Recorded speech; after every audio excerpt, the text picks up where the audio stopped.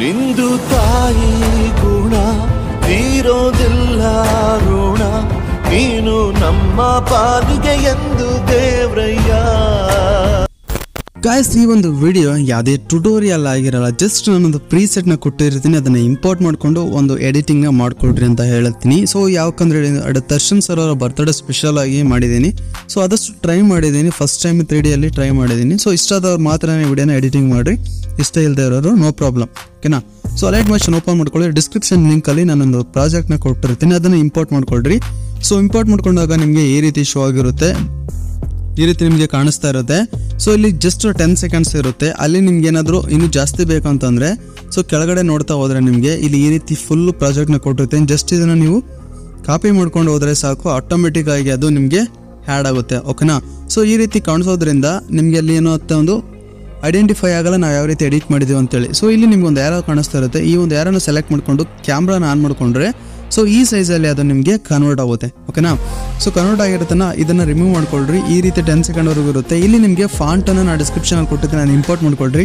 So ಇಲ್ಲ ಅಂತಂದರೆ ಯಾವುದಾದ್ರೂ ನಿಮ್ಮ ಮೊಬೈಲಲ್ಲಿ ದಪ್ಪವಾಗಿರೋ ಅಂದರೆ ಬಿಗ್ಗರ್ ಸೈಜ್ ಇರುವಂಥ ಫಾಂಟನ್ನು ಯೂಸ್ ಮಾಡ್ಕೊಳ್ರಿ. ನಾನು ಯೂಸ್ ಮಾಡ್ತಾ ಇರೋದು ಅಪ್ ಟೌನ್ ಅಂತೇಳಿ ಆ ಒಂದು ಫಾಂಟ್ನ ಯೂಸ್ ಮಾಡ್ತಾ ಇದ್ದೀನಿ. ಸೊ ನಿಮ್ಗೆ ಬೇಕಾದರೆ ಡಿಸ್ಕ್ರಿಪ್ಷನ್ ಕೊಟ್ಟಿರ್ತೀನಿ, ಅದನ್ನು ಇಂಪೋರ್ಟ್ ಮಾಡ್ಕೊಂಡು ಇದನ್ನು ಹ್ಯಾಡ್ ಮಾಡ್ಕೊಳ್ರಿ. ಜಸ್ಟ್ ಇಲ್ಲಿ ನೀವು ಫಾಂಟ್ನ ಮಾತ್ರ ಚೇಂಜ್ ಮಾಡ್ಕೋಬೋದು, ಓಕೆನಾ.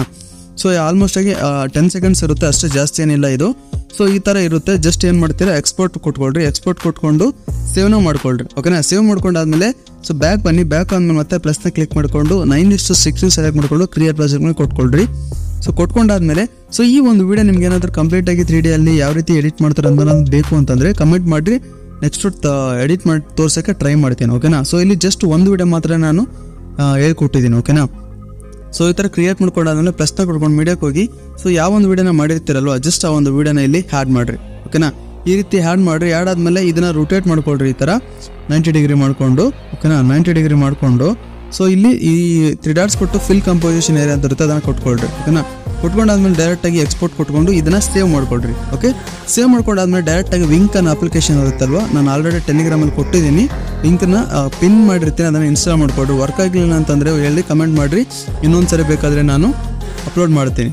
ಸೊ ಇಲ್ಲಿ AI ರಿಪೇರ್ಸ್ ಅಂತ ಇರುತ್ತೆ, ಅದನ್ನು ಕ್ಲಿಕ್ ಮಾಡಿಕೊಂಡು ಟ್ರೈನ್ ನೋವಲ್ಲಿ ಸೊ ಯಾವ ಒಂದು ವಿಡಿಯೋನ ಎಕ್ಸ್ಪೋರ್ಟ್ ಮಾಡ್ಕೊಂಡಿರ್ತಾರಲ್ವ ಜಸ್ಟ್ ಆ ಒಂದು ವಿಡಿಯೋನ ಜಸ್ಟ್ ಇದರಲ್ಲಿ ಹ್ಯಾಡ್ ಮಾಡಿರಿ. ಓಕೆ ಕೊಟ್ಕೊಳ್ರಿ. ಸೊ ಓಕೆ ಕೊಟ್ಟು ಬಂದರೆ ಸ್ವಲ್ಪ ವೆಯ್ಟ್ ಕಳಿಸುತ್ತೆ ನಿಮಗೆ.